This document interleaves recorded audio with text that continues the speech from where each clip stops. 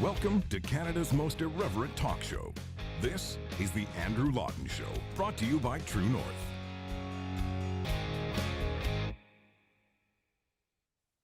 Hello and welcome to you all. It is Thursday, March 3rd, 2022. You are tuned in live to Canada's most irreverent talk show here on True North. This is the Andrew Lawton Show going live once again. So if you have any questions or comments, do send them along in the comment section on Facebook, on YouTube, wherever you may be watching. We'll try to get to a few as the show progresses. But we do have a lot of content to get through. Some big news coming up today. We've got the rules of the race for the Conservative Party of Canada leadership contest. They're going to decide their leader in September. We don't actually have the full rules out, but the timeline and the entry fee are the big questions that a lot of people were keeping an eye peeled for. So we'll talk about that a little bit later on.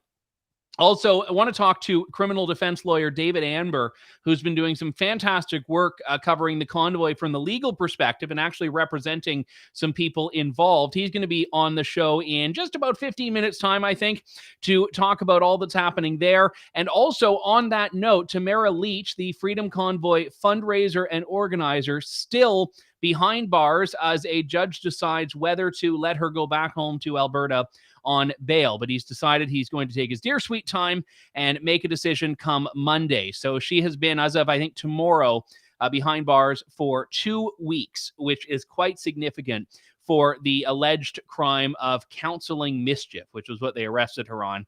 She said, hold the line on her way to the police car. But before we get to all of that, let's talk about something that you can unite us all, which is frustration with CBC, specifically the amount of money that CBC spends, not of its own money, not of its shareholders. I mean, yes, of its shareholders in a way, you and I, but not with the shareholders' consent. The Canadian Taxpayers Federation, which has been doing some tremendous work on this, launched a petition, I think it was just 1 week ago, to call on the government to scrap the CBC subsidy, to defund CBC. And this has now reached 52,000 signatures in just a week. Tremendous work. Franco Terrazzano is the federal director for the Canadian Taxpayers Federation and joins me now. Franco, this is, I know sometimes getting people to pay attention to taxpayer spending has been challenging. It's why you work around the clock so tirelessly trying to get people to pay attention. But have you ever had something with quite this uptake?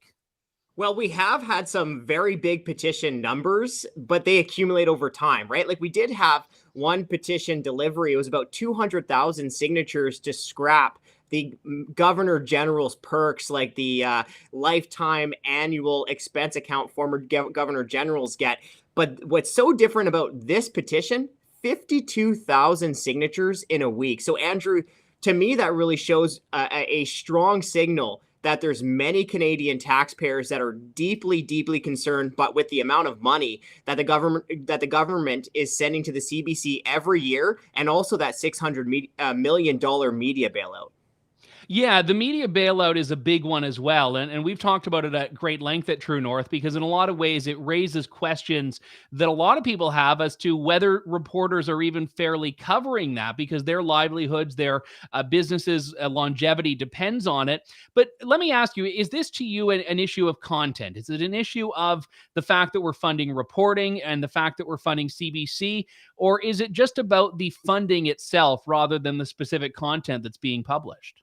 Well, Andrew, I think there's a lot of people who have a lot of different thoughts when it comes to this matter, but from the Taxpayers Federation, it really boils down to this. We believe that all Canadians should be able to keep their own money and decide which media organizations they want to fund with their own money, right? Taxpayers should not be forced to subsidize certain media organizations. So it really comes down to that. Let taxpayers decide which organizations we want to support. But then also, too, on the other hand, Andrew, as you know, it's really not fair for certain news organizations to have to compete with massive government-funded organizations like the CBC, more than $1 billion every single year, or these other news outlets that are getting some of that $600 million media bailout. So for us, it's all about let Canadians decide which organizations we want to fund with our own money. Yeah, there is a leveling the playing field issue here because all of a sudden, first off, you have to have government deciding what constitutes a media outlet, what constitutes a journalism outfit that's eligible for funding, which raises significant questions, even if I'm not aware of specific issues where an outlet's applied and has been denied. But moreover, you're right. It means that the ones who may not take that, there are a number of outlets, like Blacklock's Reporter is a great example. They are in the parliamentary press gallery. They're an official media outlet, even if they don't go along with sometimes the mainstream media narrative on things. They've said they don't want government funding. Well, all of a sudden, they're at a competitive disadvantage because they have to deal with things without being able to rely on that subsidy. So it almost incentivizes companies taking it because they don't want to be at a disadvantage to their counterparts and their opponents.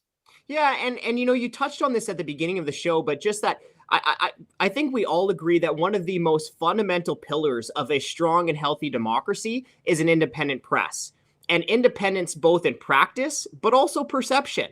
Right? I think there's many journalists out there who are doing a great job, but you can understand if people perceive that they might have some bias when it's the government who is funding their organizations, right? I think that is a very key problem, and we're not the first ones to bring up that objection, right? We've heard it from other journalists in the past, but also too, you talk about how you now have an incentive for organizations to want to collect these tax dollars. Well, what about us struggling taxpayers? The federal government, right? Like, what about us struggling taxpayers? The federal government is already more than $1 trillion in debt.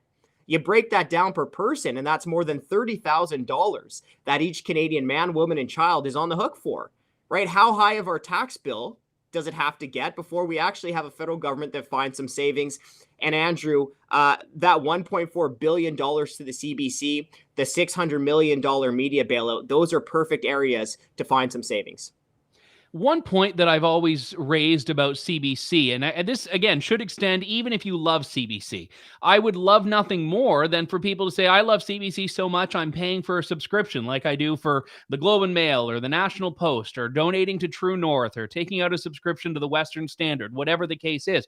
People who like that, we're not saying abolish the CBC. We're saying don't make it reliant on government money. Let it compete like anything else. And even if we're going to have as a society this decision where we believe CBC is important, CBC content's important, why is it not a public good? Why is its content not free for other people to republish? Why is it competing with private companies for the rights to carry the Olympics, for example, something that companies pay a lot of money for?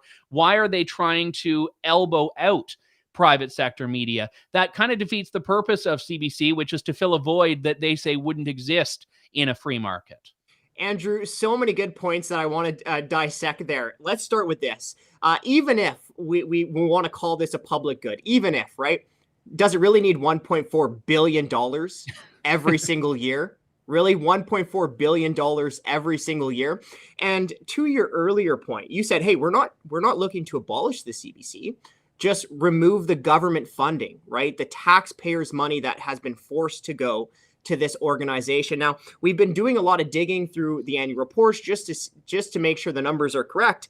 And the last figure that I saw was that the CBC was able to raise about $500 million in non-government revenue. So we're not saying abolish the CBC, just defund the subsidies that the government is giving to the CBC. Now, who knows what would end up happening to the non-government revenue? But like I said, the last number that we saw was $500 million, not from the taxpayer. And I think there's an important point there, because I don't think most Canadians, even many who signed that petition of yours, would object to CBC saying, okay, we're going to get rid of the online news section. We're going to get rid of, Little Mosque on the Prairie or whatever the 2022 version of is. We're going to get rid of all of that. We're going to broadcast in northern communities. We're going to broadcast in Indigenous languages. We're going to go where there is no private sector alternative. They could probably do that for less than that $500 million you talked about. Yeah, or certainly less than the $1.4 billion well, yes, every single year. Like, I have to keep going to this, right? Because even if you do want to make the argument that the government should be funding, I think, okay, like we can arm wrestle over that for about a week, you and I going back and forth, but $1.4 billion every single year. I think that is quite unacceptable. And it's not just me, it's not just you. I think that's one of the reasons why we saw 52,000 signatures on the petition in a week. That shows me that there's many Canadians who clearly think that this is an issue and clearly think that this is a big issue. And that petition is at taxpayer.com, correct? Yep, absolutely. Just head over to taxpayer.com, click on the petitions tab, and you'll find it there. Franco Terrazzano, Federal Director for the Canadian Taxpayers Federation. Thanks very much, good sir. Hey, it was my pleasure. Thanks for having me on. Thank you. Before I get to my next guest, I do want to mention very quickly here, one of the content-related challenges people have with CBC. Again, there's a moral position there on government funding that CBC should have to compete with other people in the industry, and go through all of the market realities. And even if you like CBC, you can support that position. But then you look at some of the coverage they do. This story came out, I think it was this morning. Numbers suggest many American protest convoy donors also gave to Trump Republicans.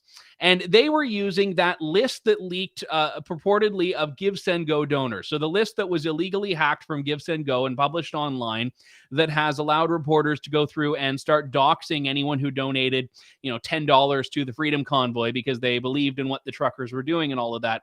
And CBC has taken that list and they've looked at the top 200 American donors, and they found that half of them have names matching to donors of the Republicans and Donald Trump. So the CBC story is 100 Americans donated to Trump and the Freedom Convoy, or 100 people who shared the same name as Trump and Freedom Convoy donors. And I looked at this and I'm like, okay, who cares? The fact that 100 people out of the 74 million who voted for Donald Trump, even when he lost, he had 74 million people vote for him. The fact that they also voted for the Freedom Convoy doesn't seem newsworthy. But CBC's position on this is that if you were a Trump voter, you're just like a dirty person that doesn't belong in civil society. That's the premise through which they're approaching this. Now, I don't know how many Canadians are Trump supporters or Republican supporters, whatever the case may be. But what I do know is that when CBC is content on really predicating its coverage based on the idea that it is wrong to have a particular political persuasion, perhaps this isn't this grand unifying public broadcaster that we are all rallying behind, as they seem to pretend, and certainly as the narrative suggests in them getting so much taxpayer money each year. So all of that is to say, I understand why people have frustrations with CBC beyond just the dollar value of it here. But let's talk about the Convoy fundraising here. Tamara Lich, who is the lead Convoy fundraiser, she was the one that started the GoFundMe. She was the one that was in Ottawa, was yelling out, "Hold the line," as she was arrested by police. Tamara Lich, after a bail hearing yesterday, has been kept behind bars for at least another 5 more days. So that'll bring us to Monday, when the judge will decide whether or not she should be released on bail. That will be about 2.5 weeks, or if I'm being precise here, 2 weeks and 3 days since she was first arrested for organizing a protest. She was arrested on the charge of counseling mischief. I've never heard of someone being kept behind bars with the Crown so fervently trying to keep them there, as is happening in the case of Tamara Lich. I want to talk about this and much more about the aftermath of the convoy with criminal lawyer David Anber, who, believe it or not, is not a Simpsons character. On Twitter, you may be mistaken if you thought that, but he has a real-life identity, and he is sharing it with us today. David, good to talk to you. Thanks very much for coming on the program. Thanks for having me, Andrew. You and I talked in a Twitter space a couple of weeks back, and I said I wanted to delve into some of these issues with you further. And of course, this issue has changed. But let me just start with the bail question here. When Tamara Lich was first asking for bail, I think it was the day after she was arrested. Actually, yeah, it's 2 weeks ago today, because I recall the day after was a Friday. And I thought it was bizarre that the judge didn't make the decision right away. And this judge as well, taking 5 days to review the bail. Is this normal in a criminal proceeding? To a certain extent, Andrew, it is normal. When judges have decisions that are important, I mean, they're all important, but when they're in the national scrutiny and the national eye, if they deal with something that's a complicated legal question, and I appreciate that there are many who feel that this is a slam dunk. It's a mischief charge, and she should be released. And look, I'm a big believer that the first judge got it wrong. But I did also believe at the time that it's a much closer call than people think it is when you apply the rules that apply to bail. And look, the prosecutor who's been arguing the case has been doing a very good job at advancing the prosecution's theory of the case. So Justice Bourgeois wanted to wait until I think it was after the holiday Monday, the Tuesdays when she released her decision. So that's somewhat normal. What happened yesterday, and it was what's called a bail review, which is essentially like an appeal. I won't bog down in the minutia of what it is. It's basically an appeal of the first bail ruling to a higher court judge. It's actually, just for those of you who are interested, it's a Harper appointee judge. The provincial court judge was appointed by the provincial government, but this is a superior court judge, a former defense lawyer, a very good judge, very open-minded judge, not a pushover one way or the other. So he heard a full day hearing. Basically, the matter went to close to 6 o'clock in the afternoon, in the evening, and he indicated that he needed some time to reflect on that. Now, I think due to scheduling reasons, he's in other courts and other jurisdictions for the remainder of the week, the Thursday and the Friday. And so the first opportunity after that he would have to render a decision would be on the next Monday. So certainly nobody likes the idea that you have to wait for justice, especially when you're in custody. But I think that there's nothing nefarious going on behind the scenes. That's just the way everything shook out with the way the bail went all day yesterday. Not being a lawyer, I typically look at the two considerations that seem to come up in any bail stories I've covered as being the seriousness of the offense or the alleged offense, and also whether the person is a flight risk. Now, I'm hoping you can explain what the factors are that go into these decisions, but on those 2 points, we're talking about relatively minor charges here. And also we're talking about a woman who has had her bank accounts frozen previously, doesn't have a lot of money, and isn't vaccinated, so couldn't even, if she wanted to, get on a plane to flee the country here. So I don't think we're talking about much of a flight risk here. What are the factors at play here that have been justifying keeping her detained, not giving her bail, especially when one of her co-organizers, Chris Barber, was given bail by that first judge, Justice Bourgeois? Okay, so Andrew, there are 3 considerations in bail. The first, as you indicated, is the flight risk. The second is the substantial likelihood of the repetition of the offense or further offenses. And the third is the reputation of the administration of justice as that's perceived in the community. And that normally doesn't play much of a factor into a typical mischief charge, but it actually is playing a large factor here because it's got such a high profile, because members of the community allegedly were so much affected by what was being framed as a blockade, as an occupation. Mm-hmm. So on the first consideration, Justice Bourgeois did not detain Tamara Lich on the first consideration. The first consideration, I believe the Crown had argued it was a factor, but that's not been the consideration. It's been the second and the third that have been in play in this particular case. And a lot has been said and a lot has been made of Tamara Lich saying the hold the line. I mean, and again, look, I put myself in the shoes of the prosecutor. If I were prosecuting this, I would be making the same point as he did. It's that the politicians said to go home, the police said to go home, the Emergency Act was invoked, and then as she's being arrested, she says, hold the line one more time. And so the argument that they're making is that she can't be governed by the rule of law. Now, again, I believe that the bail judge got it wrong in the first instance. There's a heavy onus in terms of releasing people, particularly those without a prior record. And so notwithstanding the fact that that's a concern, the conditions of bail could be fashioned in such a way as to alleviate that. Now, in Canada, we don't rely so much on cash bail, although that would have been an option. I know in Quebec, they're a little more interested in doing that than they are in Ontario. Ontario places a big emphasis on sureties. That's a person who is willing to step up and sign for the person and be responsible for the person, like their jailer. So they would turn them into police if they weren't following the conditions.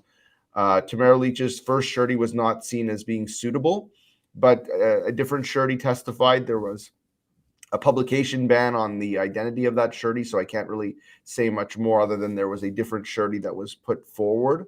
and there was a debate held over whether or not that person would be appropriate. But moving now to the third consideration, sort of the public's perception of the administration of justice, should this person be released? And we're seeing something that we see pretty much in other areas of civil society or politics or what have you. It's that there are these two different realities of what was going on in Ottawa that are being put forward. There's the reality, at least the one that I saw, and I drove the streets. My offices, you can see right. Yeah, you had quite a beautiful view of the action, and even normally of downtown Ottawa. There, I'm actually quite jealous here, being in my little basement office, of your view. Absolutely, we're right downtown, and yeah, there was a little bit of additional delays when getting to work, but I could drive, other than Wellington, I could drive pretty much every street downtown. There was at least one lane of traffic open on every major downtown core street. Say what you will about the flags that were there on the first day, one or two flags that were really, really focused on by the media, but there were hundreds or thousands of Canadian flags every day. It was a very peaceful and a very cordial protest for a very long time. That's one reality. The other reality is that this was a blockade, an occupation, that there was harassment going on. That we heard, a member of parliament even say that there was sexual assaults that were taking place when there's really no evidence to support that. There was the ongoing honking, which was a concern, and there was a court order that addressed that. But when you get the prosecution that puts essentially a package of photos and pieces of evidence together, including statements from the civil lawsuit that's going on, you get this one reality that makes it look like it's some kind of hellscape, that Tamara Lich was responsible for visiting upon the city of Ottawa. And so I think that to a certain degree, that was the perception that was guiding the first bail judge. And Justice Johnston, he normally sits in Ottawa. He's a little bit removed from the city of Ottawa and was able to, I think, not necessarily tune into what the innuendo is in the media, but focus on what the evidence was before him and put it into the proper context and into the proper prioritization. Because again, people can be released on any crime in Canada, no matter how heinous. So it's a consideration of all three of those factors. I think that the lawyer for Tamara Lich did a good job of advancing the argument on a bail review and getting through some of those technicalities, because it's not quite an appeal. There's some, certain issues that are assumed to have been correct by the bail judge. Other issues can be challenged. There's this concept of a change of circumstances. One change of circumstance that I didn't really see argued that much, which I was quite surprised, is that the protest isn't there anymore. Yeah. The convoy, the mischief ceases to exist. Right, exactly. And I know there's always the argument that it could come back, but I think that the landscape is very different right now. Had the occupation, as they call it, been still there and Tamara Lich was released, more of an argument could have been made that, she could give moral support or do something to hinder the police in clearing out the area. But the area is cleared out. It's gone, right? So that's one change of circumstance from the time the bail hearing was first argued that I would argue makes it such that it's even less of a risk of her reoffending and less of a concern to the public overall.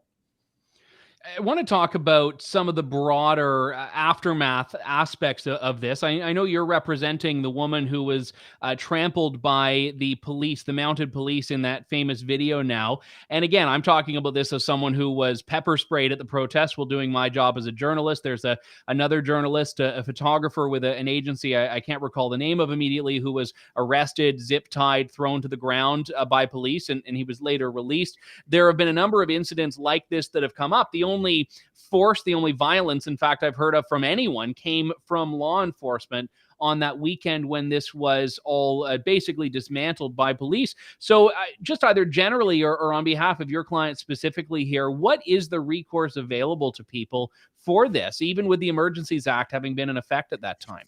Well, the recourse available, you have more recourse if you've been charged with an offense. If you've been charged with an offense, you can apply to the court for remedy under the charter. Your charges can be thrown out. The court can make determinations and speak about the police's conduct.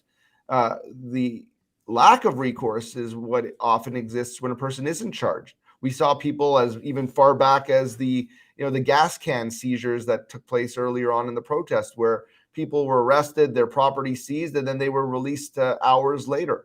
So for those people, I know, for example, the lady who was trampled by the horse, Candice Serro, she's being represented by Matthew Wolfson in my office, and she wasn't charged with anything. But she is going to be, through the assistance of Matt Wolfson, bringing a professional standards complaint. So that's a chance for the police to be formally disciplined for their conduct.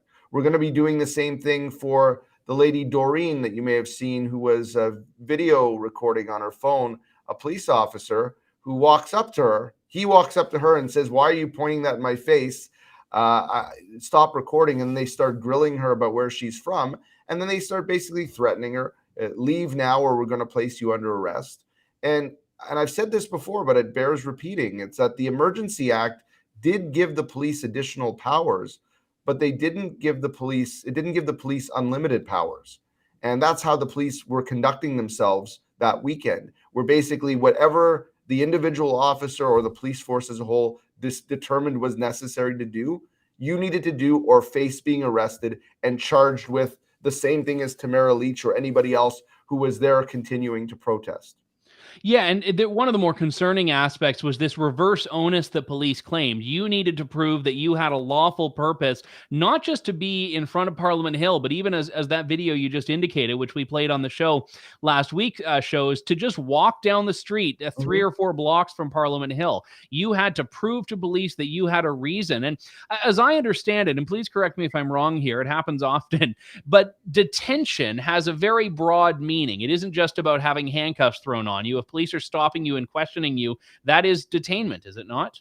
It is. I mean, there's psychological detention. Not every interaction between the police and the public is a detention, but certainly where the police is taking some degree of control over you and basically threatening you to say, do as I say, or we're going to place you under arrest.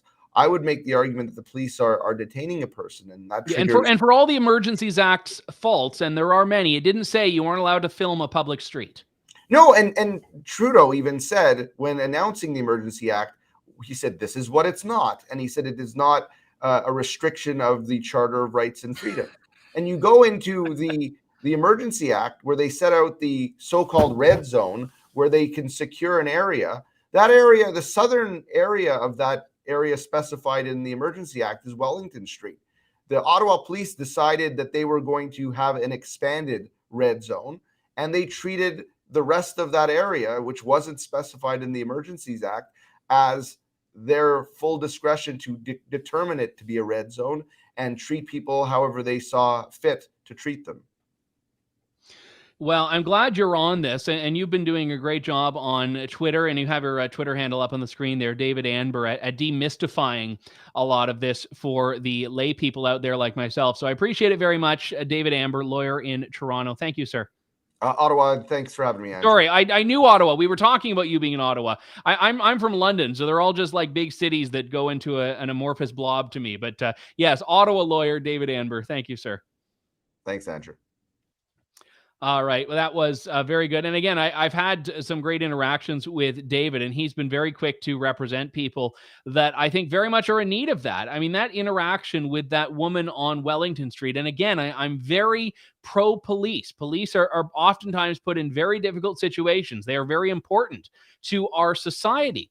And the problem is when you see a situation like that, you're talking about a police officer that is obeying an order that is itself, I'm convinced, unlawful. And with all of the ambiguity out there, you were forced to give just so much discretion. I know I told this story right after I got back from Ottawa. Bear with me because I think it's important here. The day after the protest was basically dismantled. So it was a Sunday, and it was, I guess, 2 weeks ago from the Sunday that's coming up. The time is all just like blending together here. But what happened was I was walking around and being questioned by police at various points. One of them was actually at the same point that video was taken. I think it was a different officer, though. I tried to walk east on Albert Street. Police very quickly pounced on the sidewalk and told me I had to go back. I said, but I'm a journalist. They said, prove it. I said, I mean, there is no universal journalism credential in Canada. And they said, then turn around. And then I went to another police officer when I tried to find another way to get to the same place. And he said, okay, can you show me proof that you're a journalist? And I said, well, there isn't proof. And he was surprised. He said, oh, I didn't know that. And I said, well, I could show you my Twitter profile. And I pulled up on my phone my Twitter profile that just proved that I was in Ottawa reporting. And he looked at it. He said, oh, you're even verified. Then he waved me right through. And then at another point, I tried to get into this secure area that was Wellington Street. And at one point, I had actually told them, I said, I'm a journalist. I had a letter from my editor that I was able to provide. And I had a phone number for my editor. I said, you can call him. He can prove that I'm here. Here's my ID. I was very transparent. They rang it up the flagpole to their boss, who rang it up the flagpole to his boss, who said, no, you need to have a parliamentary press gallery credential, which again has nothing to do with whether you're a journalist or not. That's just whether you have been accredited to work in a very narrow space in Canadian media. And then I went around to another entrance and I showed the letter, I showed my ID, and he said, okay. And then I was in. And that was where I took that video of police taking a selfie with their drone and just had complete free reign over the streets. So all of this is to say that you had police that were not being given clear direction on this. They've been told by someone that, okay, we'll let journalists in just this once, but some of them were saying, okay, you need to be able to prove that. So why is the onus on me to prove that I'm a journalist? And by the way, that is in and of itself a category that is not particularly useful. If you look at the Charter of Rights and Freedoms, which, contrary to popular belief, still does exist. It's still on the books as a law in Canada. Even if people are using it as toilet paper, it still is there. And what happens is you look at it, and Section 2 has freedom of the press listed really as an example of freedom of expression. There's no special category of freedom for journalists. Freedom of the press is just one type of freedom of expression. So that's important. And obviously, walking around, I was functionally using freedom of the press as my credential, saying I have press freedom. But realistically, my right, my constitutional right to be there as a journalist, is no more powerful than your constitutional right to be there as someone who wants to partake in free expression. And that includes freedom of protest. That includes freedom of assembly. So that's the great irony here. The very same section that protects journalists is also the same section that protects protest. And we oftentimes forget this. So when police were going out and threatening journalists and threatening protesters, at least they were being consistent. But the upshot of it is that people's constitutional rights were being infringed. But Justin Trudeau said that was never going to happen. He said this was all about press freedom. This was all about free speech. It was always about the freedom to engage in a peaceful protest. Well, why then, after the vehicles were removed from Wellington Street, were people not able to assemble, as people do all throughout the year, on the front lawn of Parliament Hill? Why was that form of free assembly, which is a peaceful and lawful activity, why was that not allowed? There were all sorts of inconsistencies here. And if you watched my interview yesterday with Candice Bergen, the Conservative leader, I asked, is there still going to be accountability? Can there even be accountability over the Emergencies Act without the emergency? And she said they're going to keep trying. Not long after that interview, what we saw happened was the NDP were trying to help the Liberals and are succeeding in helping the Liberals dilute what the post-Emergencies Act review process is going to look like, of limiting the ability for this committee, this special committee that's going to investigate it, to actually do its work. So the Conservatives and the Bloc Québécois can all day long talk about the need for oversight and transparency and accountability and all of that. But basically, Justin Trudeau skates by. He skates by in the same way that the NDP backed this, and he whipped his Liberal votes. And even Liberals like Nathaniel Erskine-Smith were like, well, I don't like it, but, I want to keep my job, so I'm going to vote for it. And it was remarkable how transparent he was about that. So all of this is to say that we have an issue right now where Justin Trudeau is once again infringing on your freedoms, and all of us are just supposed to go along with it. All of us are supposed to go along with it. Now, as we wind down here, I want to talk about some of the big challenges that are coming up. And the reason I want to do this is because I've been getting bombarded with a lot of people asking me why I'm not covering a certain bill, which isn't actually a bill that is what people are saying it is. So I want to talk about this. The message is saying to tell senators about Bill C-10 and 11, C-36, and Bill S-233. C-10 and 11, this viral post says, is a media censorship bill that would eliminate alternative media. C-36 is a hate speech bill that includes pre-crime and the ability to be taken to court for something you haven't said. And Bill S-233, this thing says, is about guaranteed basic income and social credit score. Okay. Bills C-10 and C-36 do not exist. They are not in this parliament. They were bills that were introduced in the previous parliament. The Liberals have said they're reintroducing them, and they might have actually reintroduced C-10, but I have to check on that. But they're going to have different numbers. And we covered those. We'll cover them. We'll continue to cover them. They are very dangerous. They aren't going to eliminate alternative media here. You have to be precise with language. Otherwise, you're going to get the fake news label slapped on you here. But what it would do is put the government's regulatory infrastructure over the internet, over online publishers. And the government has been back and forth all day long about what publisher means. At first, it was anyone that, tweets or posts YouTube videos. And then it was, no, we're not going to go against individuals. And then it was, well, what about online news sites? And the government said, well, we're not going to go after online news sites. But the problem with that is that we go back to the age-old question of government deciding who real journalists are. Government has not recognized that True North is a media outlet in several fora. So they may just say, okay, we regulate True North. And again, it doesn't shut us down. I want to be careful here. It doesn't shut us down, but it would regulate us. And it would regulate other independent media, especially those government doesn't like. So that was the old Bill C-10. There will be a new one. Bill C-36, same thing. This is restoring Section 13 of the Canadian Human Rights Act. This one is fairly well described in the viral post. S-33, this is the one that's being misrepresented. This is a Senate bill, a Senate private member's bill that would put forward a guaranteed basic income. As I understand it, it's not going to pass. It's not about a social credit score. There's a bunch of airy-fairy pie-in-the-sky language in there, but it's not a social credit score. So if we want to talk about what's happening here in Canadian society, we have to do it in a way that is rooted in facts. Otherwise, we don't actually get anywhere with it. So read the bill for yourself, because I was getting, and I have been for days, bombarded with people asking, why are you not talking about the social credit bill? And I'm like, trust me, I'm immersed in news every day, but I miss stuff. And then I read the bill itself, and that's not what it does. Do I oppose it? Yes, because I oppose a guaranteed basic income. But that's not the social credit score. The problems we have are coming from the regulation of social media. And that's something that Justin Trudeau is doing, we know is doing, regulating online speech and deputizing. That's really what they're doing, deputizing social media companies to be the enforcers of the government speech code. And that's something that we know is happening and will continue to happen, but we are going to cover it here on True North as we always do. So thanks to all of you. Again, I enjoy hearing from you. I enjoy when people flag these things for me, but oftentimes all of the why aren't you covering this? Why aren't you covering this? Why aren't you covering it stuff? More often than not, the answer is I have covered it and I can give people a link. Or alternatively, I'm looking into it. This one, just because it's not as it was being presented. So that's the upshot of that. We've got to end things here. My thanks to all of you for tuning into this live edition of the program. We've got some great stuff coming up for you next week, so don't miss that. And if you can support our work here, like we were talking about earlier with Franco Terrazzano, we're not getting the CBC subsidy. We're not getting the $600 million journalism bailout.